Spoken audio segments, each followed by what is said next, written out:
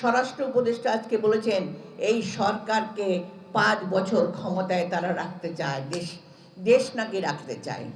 দেশ কি রাখতে চায় আমরা জানি।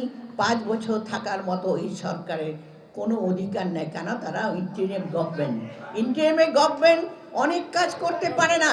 আজকে সবচেয়ে প্রথমে প্রয়োজন কি, আমরা যখন মুক্ত আমাদের তখন প্রয়োজন একটা নির্বাচন।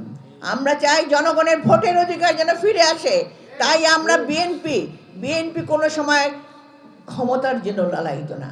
তাহলে তারা এত নির্যাতিত, এত নিপীড়িত হলেও বিএনপি থেকে একটা কর্মীও পলায়ন করে নাই, একটা কর্মীও কোথাও যায় নাই।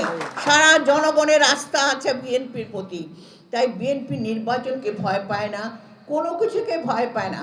এমনকি বিরোধী দলে থাকলেও বিএনপির কোনো ভয় নেই।